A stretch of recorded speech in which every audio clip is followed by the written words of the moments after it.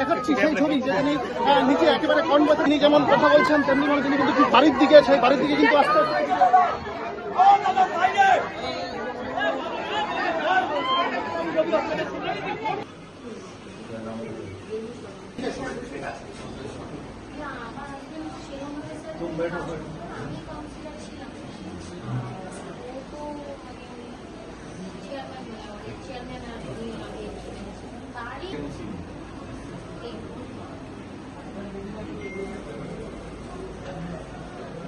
এই পরিবেশটাকে নষ্ট করে দিই, আমি সে কথা বলছি না, তাদের আইন অনুযায়ী করবে, কিন্তু ছেলেটা লক আপে গেছে এটা ঘটনা।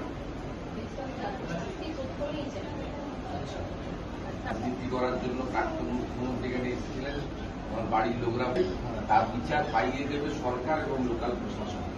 এই যে আস্থাটা সরকারের উপরে তোমরা রেখেছ, তোমরা বিরোধী দলের লোক হয়েও, এর জন্য আমি তোমাদেরকে কৃতজ্ঞতা জানাই। আমি প্রচন্ডভাবে কৃতজ্ঞ এবং এই ভরসা করি আমার বিশ্বাসটা ঠিক থাকবে। আমি তোমাকে এখানে ছুটে এসেছি এবং কয়েক ঘন্টার মধ্যে ন্যাচারালি তুমি জাস্টিস পাবে।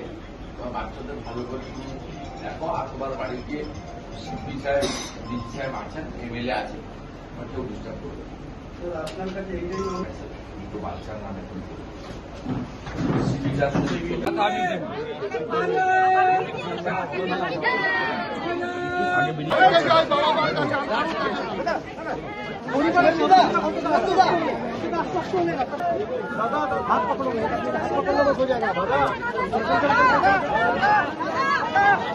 বলে দিচ্ছি।